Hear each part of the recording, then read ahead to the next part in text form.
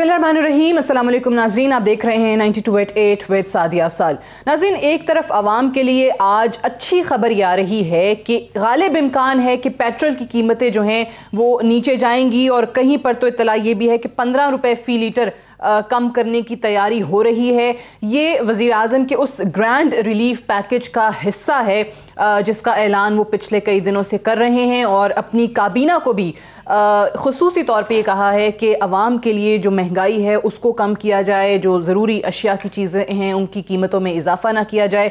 गो के अभी इत्तलात ये हैं कि इस पर जो हमारी मिनिस्ट्री है हफीज़ शेख साहब वाली फ़ाइनेंस की, वो थोड़े से एतराज़ात कर रही है क्योंकि उनके कुछ मसाइल इससे पैदा हो सकते हैं। लेकिन अब देखते हैं कि इसमें फ़ाइनल डिसीजन क्या आता है। दूसरी तरफ आवाम मुंतज़िर हैं कि वज़ीर आज़म साहब ने जो कहा था कि आटा और चीनी का बहरान पैदा करने वालों के खिलाफ कार्रवाई होगी, वो कब होने जा रही है।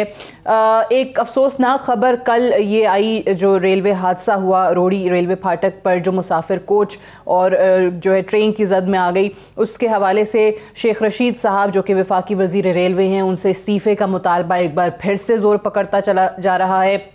दूसरी तरफ शेख रशीद साहब ने आज एक और पेंडोरा बॉक्स खोला है जिसमें उन्होंने भुट्टो साहब को सिलेक्टेड कहा है। उस पर बड़ा अपोजिशन का और पीपल्स पार्टी का बड़ा रद्द-ए-अमल आ रहा है, उस पर भी आज बात करेंगे। वो ये कहते हैं कि ये इस रेलवे हादसे से तवज्जो हटाने की उन्होंने कोशिश की है।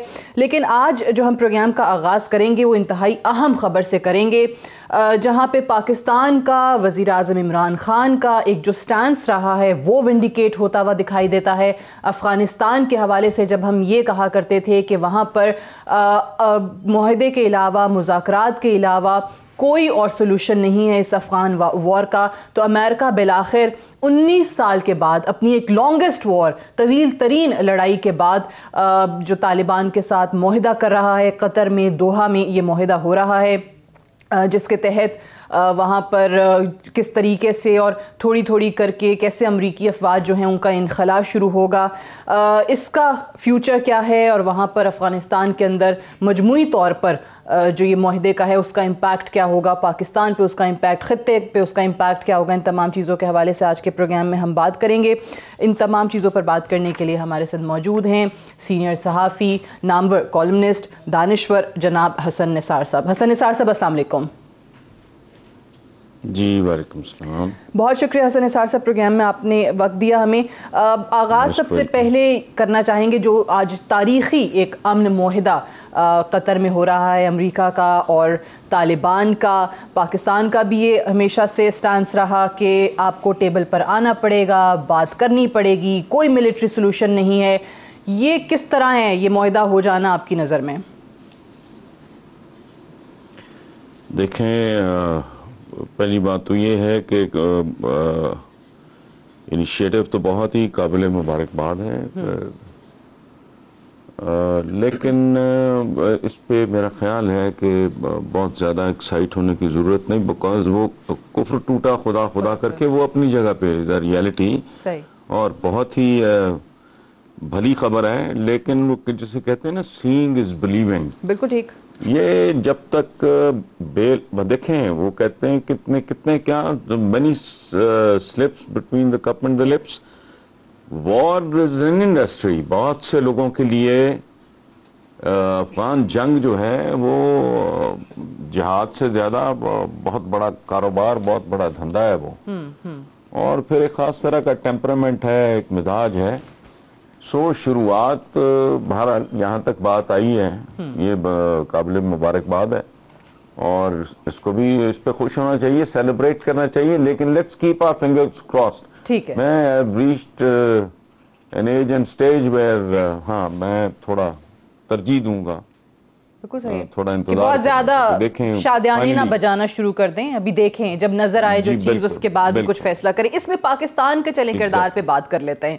जब से वज़ीर आज़म इमरान खान आए हैं या उससे पहले अपोजिशन लीडर की हैसियत से भी, तहरीक इंसाफ के चेयरमैन की हैसियत से भी वो ये बात हमेशा कहा करते थे कि अमेरिका को निकलना होगा, वहाँ मिलिट्री सोल्यूशन नहीं है। वज़ीर आज़म इमरान खान के आने के बाद जो पाकिस्तान की एफर्ट्स रही हैं वो कैसी देखते हैं आप इस ज़मन में? देखें सादिया, पूरी दुनिया की तारीख उठा के देख लें, इसमें तो कोई नई बात नहीं थी। इमरान खान ने कोई वो तो एक तारीखी सच्चाई बयान कर रहे थे, एक ग्लोबल ट्रूथ है। मुझे बताएं कि फर्स्ट वर्ल्ड वॉर और उसके बाद सेकंड वर्ल्ड वॉर का इख्तिताम कहाँ हुआ? आज जापानीज के और अमेरिकन के आप ताल्लुकात देखें, जिनके 2 शहर बर्बाद करके रख दिए थे उन्होंने, और मैं तो उसको भी और तरीके से देखता हूँ। वो शायद इकलौता लेकिन सफाक तरीका था सेकंड वर्ल्ड वॉर को कंक्लूड करने का। बहरहाल वो मेरा अपना नुक्ता नजर है। सही। तो जंगों का अंजाम तो पूरी दुनिया की तारीख आपके सामने है। वो तो ये फितरी बात है। इमरान खान ने कोई गैर हकीकी बात तो हरगिज नहीं की थी, एक बुनियादी सच था। और दुख इस बात का है कि it has taken a little too long. इसकी बहुत भारी कीमत देनी पड़ी है। कम कीमत पे जान छुड़ा लेते तो बेहतर था। सही है।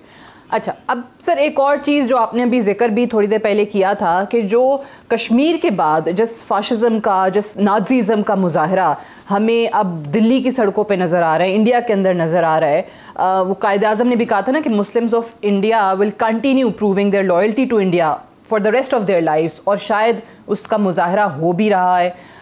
इसका अंजाम आपको क्या नज़र आता है? देखिए, पहली बात तो ये है कि ये बहुत दर्दनाक और शर्मनाक है। एक लम्हे के लिए हम भूल जाते हैं कि मुसलमान और हिंदू ये भूल जाएं। ये बिल्कुल एक गैर इंसानी रवैया, गैर इंसानी हरकत है। और मेरे नज़दीक लीडर की डेफिनेशन ये है कि वो इंसान साजी करता है। कुदरत सादिया इंसान को इंसान के तौर पे नहीं, आदमी के तौर पे पैदा करती है। आदमी से इंसान बनने का जो मरहला है, उसमें आपकी तालीम, आपकी तरबियत, आपके माँ बाप, आपका मुल्क, आपका माहौल, आपका मुआशरा और आपकी लीडरशिप आदमी से इंसानों को जन्म देती है। तो लीडर इंसान साजी करता है। जो मुहिमजू होते हैं, जो तारीख का मजाक होते हैं, जो तारीख का अलमिया होते हैं, वो हैवान साजी को जन्म देते हैं। आज हिटलर को एक्स्ट्राऑर्डिनरी आदमी था, तभी कहते हैं कि जहानत नहीं, दानिश खूबसूरत चीज है। जहानत तो ईवल भी होती है। हिटलर कहां से शुरू हुआ, कहां पहुंचा, मुसलिनी कहां से शुरू हुआ, कहां पहुंचा, लेकिन अल्टीमेटली क्या किया? उन्होंने अपनी कौमों को जहर का टीका लगा दिया। उन्होंने उनको इंसानों से हैवानों में तब्दील कर दिया। उनके अंदर जुनून भर के, इंतहा पसंदी भर के, एक खास तरह का कॉम्प्लेक्स के लिए एरियंस हैं और फलां ढमका हैं, जो भी हिटलर का फलसफा था, तो यही कर रहे हैं। तो ये अगेन मैंने पहले भी आपके सवाल के जवाब में मैंने first world war, second world war का जिक्र किया। ऐसा हुआ नहीं कभी। देखें, बात सुने। जी जी बिल्कुल। अमेरिका तो is a nation of Nations.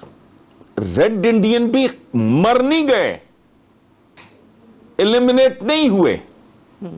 Natives America से लेके कनाडा तक, मैं व्हेनेवर आई गो देयर, मैं बड़ा मुतजस्सस होता हूं इन लोगों की जिंदगियां, इनका रहन सहन, ये वो। आप उनको भले आप उनको एलिमिनेट नहीं कर सके, आपने उनको कुचला, मस्त किया। अच्छा, वो खुद भी एक कौम अगर अंदर से हार जाए तो वो सारा कुछ ही हार जाती है। सो दे आर इनटू ड्रिंकिंग, इस तरह के कोई जुए शुए, ये वो इस तरह के वो काम धंधे करते हैं, लेकिन एलिमिनेट नहीं हो गए, मर नहीं गए, वो खत्म नहीं हुए। तो आप करोड़ों लोगों को कैसे खत्म करेंगे? ये कहां जाके रुकेगा? तो कोई सेन वॉइस। और फिर ये एक फेज आता है, गुजर जाता है। कौमों की बदनसीबी होती है जिन्हें इस तरह के रहनुमा मिलते हैं, जो उनकी बर्बादी उनको पीछे डाल देते हैं। को बहुत बड़ी क़यामत नहीं आएगी। हिंदुस्तान है 10, 20, 30, 40 साल पीछे चला जाएगा। अल्टीमेटली तो वही है जो आप भी जानती हैं, मैं भी जानता हूं। तारीख सारी हमारे सामने है, दोहराने का क्या फायदा उसको? वही जापानीज, वही जर्मन्स, अब वही इटालियंस। जी जी नॉर्मल लोग हैं। जी जी जी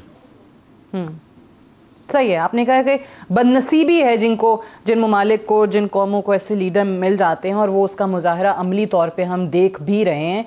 बहरहाल पाकिस्तान में वापस आते हैं और जो आजकल बड़ा चर्चा है अपोजिशन की तरफ से भी, दो चीज़ों का, एक तो वो एहतसाब का जिक्र करते हैं और एक महंगाई का जिक्र करते हैं। पहले महंगाई पे आ जाते हैं। वज़ीर आज़म इमरान ख़ान ने जिस दिन से अपनी काबीना इजलास के अंदर बहुत स्ट्रिक्टली ये बात की, जब उनके कुछ वज़रा चाहते भी थे कि कुछ कीमतें बढ़ाई जाएं वरना बहुत मुश्किल हो जाएगा इकॉनमी को रन करना, अशिया की कुछ कीमतें नीचे भी आई हैं। आज पेट्रोल के हवाले से भी हम खबर सुन रहे हैं, हम देखते हैं कि वो कितनी मज़ीद गिराई जाती है। आपको लग रहा है कि कुछ बेहतरी आ रही है हुकूमती कारकर्दगी में? देखिए सादिया, मैं सिर्फ आपके सवाल के जवाब में ये बात नहीं कर रहा। मैं गुज़श्ता 5-4 महीनों से ये बात कर रहा हूँ कि मैं, देखें, I am a very humble student of economics. मेरी फॉर्मल एजुकेशन इकोनॉमिक्स की है। मैंने कोई MA उर्दू MA अंग्रेजी नहीं किया हुआ।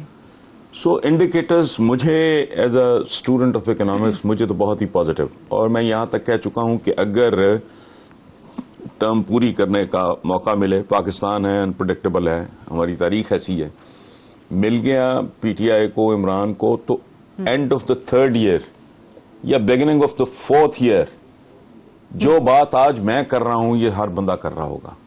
एक बात, ऑपोजिशन की महंगाई का मैं कसमन नर्स कर रहा हूं। महंगाई, हालात बुरे, बद इससे भी बुरे हो जाएं वो और बात है। मुझे इन लोगों की बदकिरदारी पे रोना आता है। ये महंगाई के बारे में भले पीपल्स पार्टी बोले या नून लीग बोले, ये बिल्कुल ऐसे ही है कि एक आदमी किसी को कत्ल करने के बाद अगले रोज उसके जनाजे में शामिल हो के सबसे ज्यादा मातम वही कर रहा हो। ये कब कुछ जमीन से उगाई है? ठीक, ये बर्बाद करके गए हैं इस मुल्क की मईशत को। देखिए, बात सुने, खुदा के लिए आपके तवस्सुत से मैं आपके व्यूअर्स को एक बुनियादी बात समझाना और बताना चाह रहा हूं। किसी भी मुल्क की इकोनॉमी न रातों रात बनती है न रातों रात उजड़ती है। अच्छा, अब मैं ये इक्तिसादियात अपनी जगह पे मैं समझ रहा हूं इस मुल्क का पहली बार बाकायदा कल्चर चेंज करने की कोशिश की जा रही। मैं लफ्ज इस्तेमाल कर रहा हूं, कोशिश की जा रही। काश, लेकिन अब तो बेकार है कि इक्तदार में आने से पहले इन लोगों ने कोई होमवर्क किया होता तो लोगों को रिलीफ मिलने की रफ्तार तेज तर होती। बट एनीवे, अब भी जो हो रहा है इनका कसूर यही है। इसी पे मुझे गुस्सा भी चढ़ता है, लेकिन अब क्या करें, रियलिटी है। नहीं किया हम लोग एज अ नेशन, ये हमारा इज्तमाई मिजाज है। हमारा वो क्या मुहावरा है पंजाबी का कि पता नहीं करते आई जन जिते विनो कुड़ी दे कान को, ये हमारा कौमी मिजाज है। मुहावरे हम ही तो नहीं पैदा होते, लेकिन डायरेक्शन ठीक है, इंडिकेटर्स ठीक है और ठीक हो जाएगा, कोई बात नहीं।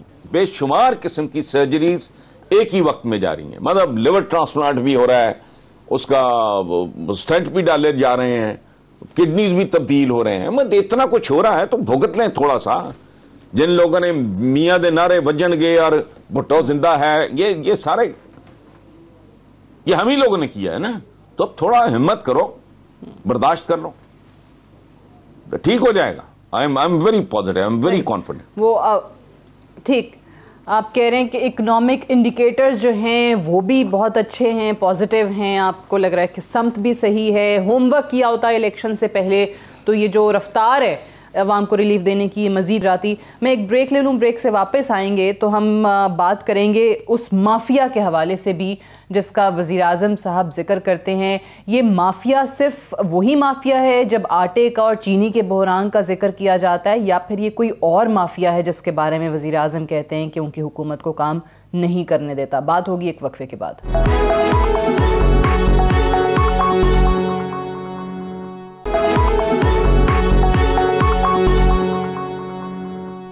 Welcome back. प्रोग्राम में एक बार फिर से खुशामदीद। आज हम बात कर रहे हैं जनाब हसन निसार साहब से। प्रोग्राम में हसन निसार साहब वज़ीर-ए-आज़म माफिया का जिक्र करते हैं। आटा और चीनी के बहरान के दौरान भी, उन दिनों में भी हमने एक माफिया का जिक्र सुना, जिसके बारे में अपोजिशन कहती रही कि माफिया तो खुद वज़ीर-ए-आज़म की अपनी सफ़ों में, इस हुकूमत की अपनी सफ़ों में मौजूद है।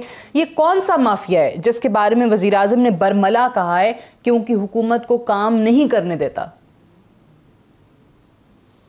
देखें, ये सादिया, मैं अभी कुछ देर पहले हम बात कर रहे थे इंसान साजी की, कैरेक्टर बिल्डिंग, नेशन बिल्डिंग, वो नहीं हो सकी। हम बुनियादी तौर पे हुजूम हैं लेस लोगों का। अभी रमज़ान आने दें, महीना ये, आपको कौम का इज्तिमाई किरदार सामने आ जाएगा। तो और क्या माफिया, मैं भी माफिया हूँ। यहाँ देखें, मेरा एक बड़ा फेवरेट एक जुमला है मैं कि the only value left in this country, in this society is the nuisance value. लोग लोगों की इज्जत उनके शर की वजह से करते हैं, उनकी nuisance value, that's the only value left. So जब आप माफिया का जिक्र कर रहे होते हो तो वो कहां नहीं है। अब बाजार में निकल जाओ, मैं दावा करता हूं जिसका दिल करे जिस बाजार में चले, अगर बाट जिसे कहते हैं, वो क्या होता है, वो तकड़ी में डालने वाला वटा नहीं होता, अगर वो किसी का दुरुस्त निकल आए जी, मुझे वहीं कोड़े मारना। एक बाजार में सर, आपने तो अभी रमजान की मिसाल दी है। अभी रिसेंटली ये जो कोरोना वायरस का जिक्र शुरू हुआ मुल्क में, तो मास्क गायब हो गए। हाँ, तो देखें आपने मतलब थानों की नीलामी से लेके, हाँ मैं भूल गया वो जब मैं पटवारियों की बात कर रहा था, वो सिटिंग आईजी पंजाब थे अब्बास खान, उन्होंने बतौर सिटिंग आईजी पंजाब लिखा कि इन लोगों ने क्रिमिनल्स को, वांटेड थे जो पुलिस को, उन्होंने पुलिस में भर्ती किए। क्यों? Vote bank. ओ भाई, ये नेल्सन मंडेला है, इसका कहां से वोट बैंक? ये जो मैं कहता हूं, ये लोग नहीं नाच रहे होते, कीमे वाले ना नाचते हैं, ये नौकरियां नाचती हैं, ये बेनिफिशरीज हैं बुनियादी तौर पे, ये परवरदा लोग हैं इनके, ये ठेके नाचते हैं। और तो ये वोट बैंक इन्होंने बनाया कैसे, बिल्ड किया है? मैं क्या है, ये कोई जीनियस है, कोई मुकर्रर बड़ा अच्छा है, कोई फिलोसोफर है, कोई पढ़ा लिखा बहुत है? कुछ भी नहीं। बेचारा एक काउंसलर बनने की हैसियत नहीं थी। उसके बाद इन्होंने लाहौर बेच के पंजाब पे, पंजाब बेच के इन्होंने फिर सारा, मतलब बेचने से मेरी मुराद है लुट का आलम, आउट ऑफ द वे जाके। अब जिन घरों पे के चूल्हे इनकी वजह से, और वो 1, 2, 10, 20 हजार नहीं है, बेशुमार। वो जो कहते हैं, ये फलसफा क्या है, खाता है तो लगाता भी है, वो उनको ही लगाता है ना जी, या फिर वो रंगबाजी और ड्रामेबाजी पे लगता है। सो माफिया तो हैं। ठीक है, लेकिन मुझे माफिया बिल्कुल हैं। और आपने ये भी कहा कि जो माजी का हवाला देके कि इन लोगों ने तो पार्टनरशिप कर ली थी उन माफिया से। आपको हर शोबे के अंदर कहीं ना कहीं माफिया नजर आता है, बट कहीं ना कहीं फिर इसका मतलब है इमरान खान साहब की भी मजबूरी है फिलहाल। वो जंग जरूर करना चाहते हैं इन लोगों के साथ, इनको एक्सपोज भी करना चाहते हैं, लेकिन फिलहाल कहीं ना कहीं मजबूरियां हैं जिनकी वजह से इनकी अपनी सफ़ों में कहीं कुछ नजर आते हैं वही माफिया के लोग। नहीं, माफिया का कमाल ही ये है, ये दीमक है, ये जंग है, ये कैंसर है। यही तो फनकारी है इनकी। ये जानते हैं कि सरवाइव कैसे करना है। और ये जो बात आपने की है, वो डॉक्टर इशरत की किताब है गवर्निंग द अनगवर्नेबल, जहांबानी और गवर्नेंस अल्टीमेट चीज है, ठीक है। और पाकिस्तान जैसे मुल्क के लिए ये तो जो ट्रैक पे चढ़े हुए मुल्क होते हैं, उनमें भी हुक्मरानों की नींदें हराम रहती हैं, और वो औखा ही काम होता है, आसान काम नहीं होता। तो पाकिस्तान जैसा मुल्क, जिसके बारे में मैं जिम्मेदारी से ये बात कर रहा हूं कि पाकिस्तान एक ऐसे जिस्म की मानिंद है जिसके हर मुसाम में इन्होंने ना घुसेड़ के वो स्टेनलेस स्टील के वो स्ट्रॉस इसका खून पिया गया है। तो ये अब इतना मुश्किल मुल्क है, हौसले का काम है, हिम्मत का काम है, आसान नहीं है, मजबूरियां होंगी, बहुत होंगी। नॉर्मल हेल्दी मुल्कों को चलाने में भी बेशुमार ये घरों में बैठ के बातें करना बहुत आसान है। बाकी इंशाल्लाह देखते हैं। ठीक है, बिल्कुल सही। अच्छा, लेकिन हसन निसार साहब, एक चीज़ हवाला माजी का अगर दें, नवाज शरीफ साहब की जब यहाँ से रवानगी थी तो आपके सामने वज़ीर आज़म इमरान खान साहब ने कहा था कि उनको रहम आ गया जब वो रिपोर्ट्स उनको दिखाई गई। तो यानी कहीं ना कहीं वज़ीर आज़म को भी सिस्टम के अंदर बैठे हुए लोगों ने और इस सिस्टम के लूप होल जो यहाँ पर मौजूद हैं, जो यहाँ खामियाँ मौजूद हैं, उन्होंने वज़ीर आज़म को भी धोखा दिया। वो चले गए, वज़ीर आज़म ने कहा कि मैं जब वहाँ जाके देखा तो पता चला कि मरीज़ तो बिल्कुल ठीक हो गया है। दूसरी चीज़, अभी मैं रिसेंटली देख रहे हैं कि आज वो मजहबी उमूर के जो वज़ीर हैं नूरुल हक कादरी साहब, उनका भी एक बयान आया कि ये एक चीज़ हुई कि हज फॉर्म के अंदर ख़त्म नबूवत का जो कॉलम था वो कहते हैं वो निकाल दिया।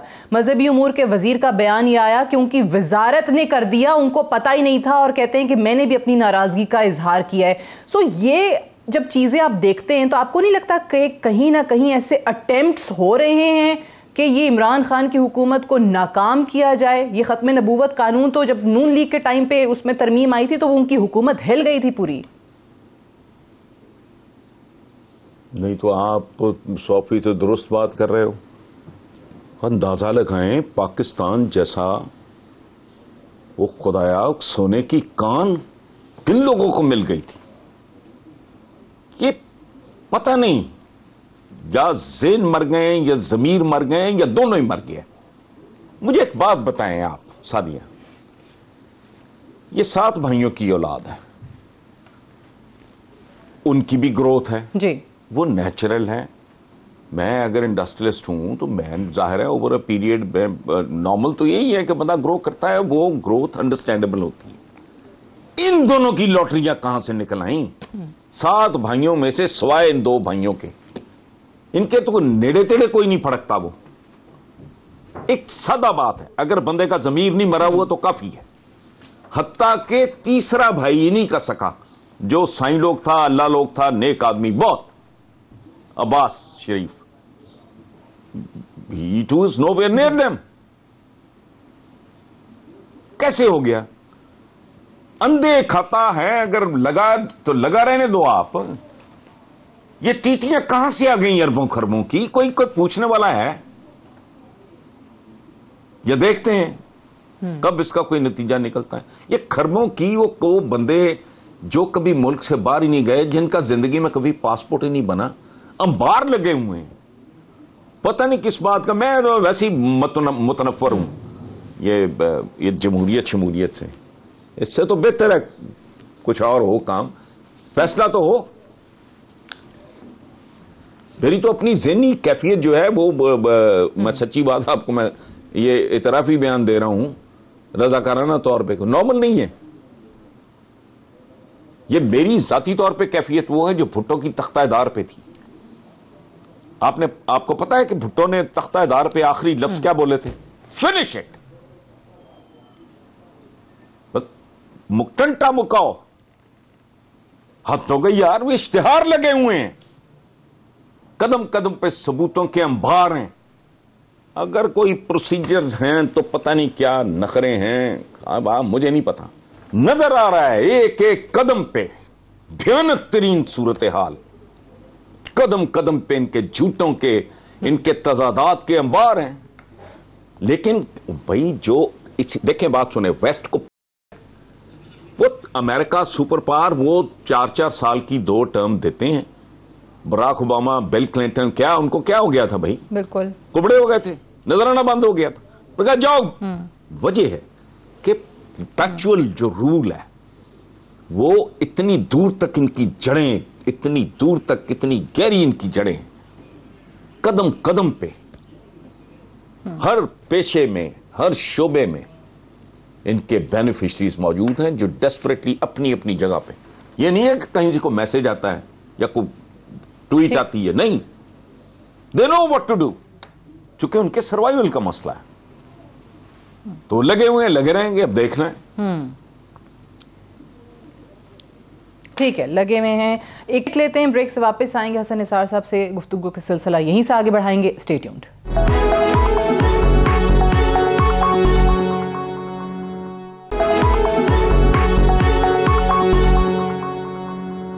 Welcome back. प्रोग्राम में एक बार फिर से खुशामदीद। हसन निसार साहब से आज प्रोग्राम में हम बात कर रहे हैं। शेख रशीद साहब से हर रेलवे हादसे के बाद लोग इस्तीफ़ा जो है वो तलब करते हैं, और इमरान खान साहब की माजी की मिसालें भी देते हैं कि वज़ीर जो है और टॉप पे बैठे हुए लोग जो हैं वो ज़िम्मेदार होते हैं। अभी ये कल जो खबर आई कि रोहड़ी ट्रेन का हादसा हुआ, एक और बयान शेख रशीद साहब ने दे दिया। अपोजिशन ये कह रही है कि उस ट्रेन हादसे से तवज्जो हटाने के लिए उन्होंने बयान दिया। वो बयान ज़रा सुनाइएगा। जुल्फ़िकार अली भुट्टो के हवाले से उन्होंने क्या कहा था? सारे पाकिस्तान में चैलेंज करता हूँ कि भुट्टो सिलेक्टेड वज़ीर आज़म था, किसी एक चैनल पे आके मेरे साथ मुबाहिसा कर लें। और भुट्टो जो था वो अयूब खान को डैडी कह रहा था। सिंध वाले तारीख़ पढ़े, नुसरत भुट्टो मरहुमा ने जुल्फ़िकार अली भुट्टो को जुल्फ़िकार अली भुट्टो बनाया। अगर वो सर शाह मिसेस शाह नवाज की कज़न ना होती और उनके लिए वो रास्ता ना बनाती तो शायद आज जुल्फ़िकार अली भुट्टो और पीपल्स पार्टी की ये सियासत ना होती। हसन निसार साहब, जुल्फ़िकार अली भुट्टो मरहूम भी एक सिलेक्टेड वज़ीर आज़म थे। देखें सादिया, बड़ा दिलचस्प इत्तेफाक है। मेरा जो प्रोग्राम होता है मेरे चैनल पे, पिछला या उससे पिछले में, ये एग्जैक्टली ये तो मुझे तो लगता है शेख रशीद ने रिपीट किया है वो सारा कुछ। इसमें तो काके वो प्रोग्राम देखिए होगा आपका। ये मैं रद्द अमल था मेरा बिलावल के इस पे के वो भी फलां है तो इमरान भी फलां है तो फलां भी, तो मैंने कहा हुजूर आपका तो नाना भी फलां है। नवाज शरीफ को उन्होंने सिलेक्टेड कहा, इमरान खान को भी। जी जी जी बिल्कुल। और मैंने ये वाली बात ये जो शेख साहब कर रहे थे अभी कि वो डैडी और डैडी से भी आगे, वो सुन लें, वो शेख साहब शायद भूल गए हैं या शायद मैंने कहा ना हो, वो सिकंदर मिर्जा के नाम कभी जुल्फ़िकार अली भुट्टो का खत, इट्स अवेलेबल नेट से, मेरा ख्याल मिल जाएगा। मुझे नेट शट आता नहीं है, तो 500 बार मैंने पढ़ा है। वो कायदे आज़म से बड़ा लीडर उसको कह रहा है जुल्फ़िकार अली भुट्टो, रिकॉर्ड की बात है। सो इसलिए, और वो उनका ओरिजिन ईरानियन होना, मोहतरमा बेगम नुसरत भुट्टो मेरे लिए बहुत काबिल एहतराम है। मैंने तो ये this is the only political party जिसके लिए मैंने जलें शलें काटी हैं। खुद ज्यालागिरी की है जब बेवकूफ़ थे, तो ये रोटी कपड़े मकान ये वो, हालांकि मेरा रोटी कपड़ा मकान का भी प्रॉब्लम नहीं था, लेकिन एक रोमांस था। तो शेख साहब ने जो बात की है वो तो मैं 2 हफ्ते पहले कर चुका हूं अपने प्रोग्राम, इंक्लूडिंग दिस कि अयूब खान को डैडी और ये और वो, उसमें मैं ऐड कर रहा हूं अब एक और बात एग्जैक्टली। सो उस पर मैंने क्या कमेंट करना है, मैं तो खुद कह चुका हूं। ठीक कह रहे हैं वो, सही। तो लगता है वो शेख रशीद साहब ने आपका वो प्रोग्राम देखा है और वहीं से उन्होंने ये चीज़ जो है प्रोग्राम से अखज़ की है, और वो आज प्रेस कॉन्फ्रेंस में बोल भी दी है। लेकिन बहरहाल ये कॉमन नॉलेज है, लेकिन ठीक है। लेकिन वो टाइमिंग बड़ी चूज इंटरेस्टिंग करते हैं ना शेख रशीद साहब। तो लोग उनसे इस्तीफा मांग रहे थे, रोहड़ी हादसा हो गया, तो लोग कह रहे हैं देखे जी पीपल्स पार्टी भी बोल रही है, रद्द-ए-अमल आ गया, तवज्जो हटाने के लिए उन्होंने शोशा छोड़ दिया आज। ठीक है, ठीक है, लेकिन उसमें एक बात है सादिया, वो थोड़ा लोगों को भी सुनने दें। ये जो हम तो ऐसे गए गुजरे लोग हैं, हम तो आवाम की खुशामद से भी बाज नहीं आते। क्या अभी कल परसों एक लड़का मर गया 18 साल का, अब दिल भी दुखता है, मैं बाप हूं, और फिर अल्लाह माफ करे बंदा कहता ओ तू फलांग के जंगला शेरों के पिंजरे में घुस गया, वो तेरी पपियां लेंगे घास काटने के लिए। उसके अहले खाना ने वो फसाद मचाया हुआ। भाई ये भी तो सोचो किया क्या है।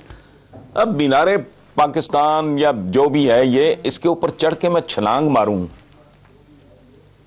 तो पता नहीं फिर मेरे साथ आपको सिंपथी होनी चाहिए नहीं होनी चाहिए। दुआए मग़फ़िरत तो चले हो गई अपनी जगह पे। अच्छा, ये जो रेलवे का हादसा हुआ है, वो जो बदबख्त था जी, जिसने अपनी तरफ से शॉर्टकट मारा, this what I have read in the newspapers. और वो एक जगह जरा ट्रैफिक जैम था, वो अपनी तरफ से उसने फुर्ती दिखाई है। सो ताली दोनों हाथों से बज रही है, बेहिसी का आलम है, दोनों तरफ है आग बराबर लगी हुई। वो अगर इस्तीफा नहीं दे रहा है, हमारी ट्रेडिशन ही नहीं है, तो हम भी तो घास काटने के लिए पिंजरे का फलांग के दीवार फलांग के शेर के पिंजरे में घुसते हैं ना जी। ये वो लोग हैं, ऑयल टैंकर उलट जाए तो ये शॉपरों में पेट्रोल भर लेती। कौन है ऑयल जमा करने लगे? किसको कौन ब्लेम करे, मुझे तो समझ नहीं आती। ये बात सही है, लेकिन यही कौम बाहर जाके जिस वेस्ट को गालियां देती है उधर सीधी हो जाती है।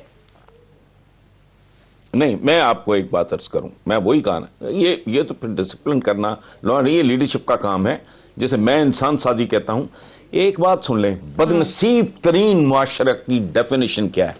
ये नहीं है कि वो भूखा मरता है, कतई नहीं। बदनसीब तरीन इंसानी मुआशरा वो होता है जहां फैसला करना मुश्किल हो जाए सादिया कि जालिम कौन है और मजलूम कौन है। अब मेरी उस 18 साल लड़के के साथ मेरी सिंपैथी भी है। मैं जब ये सोचता हूं कि उसकी मां के दिल पे, बाप पे क्या बीती होगी कि 2 दिन के बाद या 3 दिन के बाद उसकी खोपड़ियां और हड्डियां मिली तो पता लगा कि जो 3 दिन से गायब है तो वो इनके पेट में पड़ा है शेरों के। लेकिन फिर मैं सोचता था कि ही आस्क्ड फॉर इट, मुझे नहीं समझ आ रही मैं इसका क्या करूं। मैं उसको जालिम कहूं, मजलूम कहूं? ये पुलिस वाले के कोई शरीफ आदमी हत्थे चढ़ जाए, उन जैसा कोई टर्मिनेट हो जाए या सस्पेंड हो जाए तो उन जैसा गदागर कोई नहीं होता। हम अजीब लोग हैं, हमें पवित्र हाशा। मैं जो कहता हूं कि 2 काम खुदा का वास्ता कर लो, कोई तो मजा ना कोई किसी के कान पे कभी जूं रेंगी हो। प्राइमरी एजुकेशन पे फोकस करो, तुम्हारा रॉ मटेरियल गंदा है। आई एम सॉरी, आपके पास टोयोटा सुंदर टाइप मशीनें हो, बड़ी आला, आपने कपड़ा बनाना है, कॉटन ही घटिया है तो क्या बनाओगे आप? गोश्त ही गला सड़ा है, उसका क्या बनाओगे आप?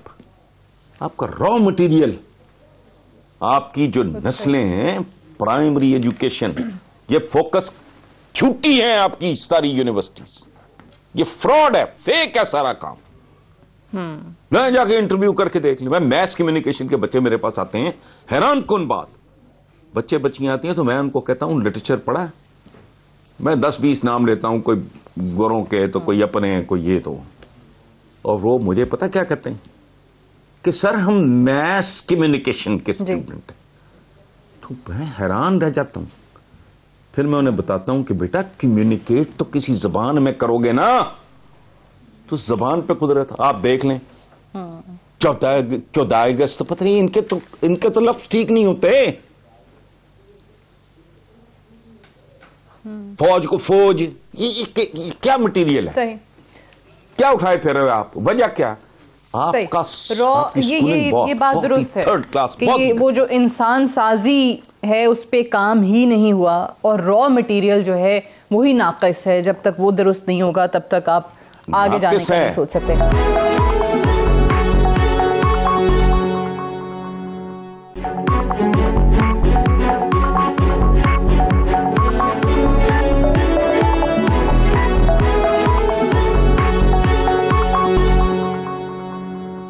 अच्छा, अब एक और हम जब इस हुकूमत की कारकर्दगी के हवाले से बात कर रहे थे तो इमरान खान साहब के 2 नारे थे। एक आवाम के रिलीफ का, उन्होंने भी जो स्ट्रिक्टली नोटिस भी लिया है महंगाई के हवाले से। दूसरा एहतसाब का जो उनका नारा था, नैब पकड़ता है, प्रोसिक्यूशन वीक होती है, अदालतें आज़ाद कर देती हैं। एहसन इकबाल ने कहा कि अडियाला जेल में 1 महीना रहा, इन्वेस्टिगेशन के लिए कोई आया ही नहीं। इसी किस्म के बयान शाहिद खाकान अब्बासी के आए। राजा परवेज़ अशरफ नैब तरमीमी ऑर्डिनेंस के ज़रिए जो है वो अपनी बरियत की दरख्वास्त कर रहे हैं। इन सारी चीज़ों से, चाहे वो गलत वीक प्रोसिक्यूशन है, शवाहिद का ना होना है, इससे इमरान खान के एहतसाब का जो नारा था उसको कितना धचका लगा है? मैं इसको तो मुसलसल धचके लग रहे हैं।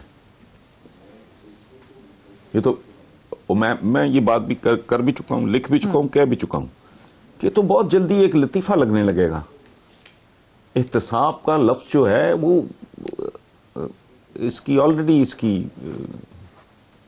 इसकी खासी बेहुरमती हो चुकी है और हो रही है, इसमें तो कोई शक नहीं। ये इसमें कौन कौन से माफियाज हैं, कानूनी मूशगाफियां हैं, कोई फर्क है बड़ा। उनके पास वो टके का वकील नहीं होता, महंगा वकील। महंगा क्यों होता है? क्यों उसको सींग लगे होते हैं? महंगा वकील इसलिए महंगा होता है भाई कि वो झूठ को सच और सच को झूठ कर सकता है। तो ये इस तरह का मामला है ये, और ये होना शोना कोई मैं नहीं जाती तौर पे समझता कोई एहतसाब वगैरह, ये ढोंग है इस मुल्क की। जिस तरह की शैम डेमोक्रेसी है, जैसी डेमोक्रेसी है वैसा एहतसाब है। चलो इसको let's put it this way. तो क्या मतलब आप ठीक है, ये बात तो आई एग्री विद यू। तो फिर नाप खत्म हो जाना चाहिए, ये इदारा खत्म हो जाना चाहिए जो कुछ कर ही नहीं पा रहा, शवाहिद के बावजूद जो है वो वीक प्रोसिक्यूशन के हाथों मार खा जाता है। नहीं, मुझे प्रॉब्लम है, मैं किताब कभी भूलता नहीं, हिंद से मुझे याद नहीं रहते। अरबों खरबों की रिकवरी है नैब की, वो उनको उनका जितना क्रेडिट जितना मिलना चाहिए वो तो हमें देना चाहिए। ये जो बिल्कुल ही शुरू हो जाते हैं ना कि या बिल्कुल ये एक्सट्रीम है या वो एक्सट्रीम है, ये जो इस मुल्क के जो बासर ताकतवर इन्फ्लुएंशियल लोग हैं उनके सामने मामलात जो हैं, अब मुझे नहीं समझ आती कि ये इनको जितना रिलीफ मिला है, किसी को भले लोकल मिला हो या कोई बाहर जाके बैठा हो, वो आम कैदी को मिलता है। गोली मारे ना जी आप एहतसाब को, तो वो जो दो नहीं एक पाकिस्तान और फलां, और हुजूर का फरमान है कि वो कौमें बर्बाद हुई जिन्होंने अपने बासर लोगों के साथ आम लोगों की निस्बत तरजीह सलूक किया, तो कहानी खत्म। बिल्कुल।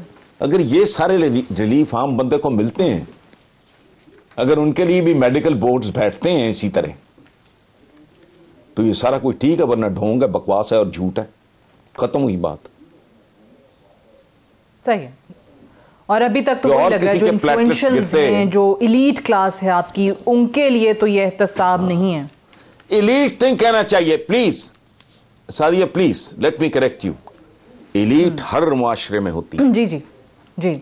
और हुजूर के ज़माने में भी एलीट मौजूद थी, वो काबिल एहतराम लोग। और कह भी एक हुक्म है कि लोगों को उनकी मंजिलों पे उतारो, give people there due. Elite होती है, इंटेलेक्चुअल एलीट भी होती है, पॉलिटिकल एलीट भी होती है, फलाना में रूलिंग एलीट भी होती है। ये एलीट नहीं है। एलीट माई बाप हो, उसका बड़ा खूबसूरत मकाम होता है। वो अपने कौम के, अपने लोगों के दुख दर्द में शरीक होते हैं, वो उनको प्रमोट करना चाह रहे होते हैं, वो उनको ऊपर उठाना चाह रहे होते हैं। आपकी एलीट 1857 के गदर के बाद गोरे ने वो एलीट जन्मी, वो एलीट पैदा की जिसने गोरे की मुखबरी की, उसकी मैन पावर से मदद की या माली तौर पे मदद की। बस आपकी तो जन्म एलीट ही नहीं है। आप फ्रॉडिये को ताज पहना के आप उसे आलम पनाह कहना शुरू कर दें, तो मुझे तो कोई एतराज नहीं, अगर मुझे पता होगा कि अंदर से ये फ्रॉडिया है।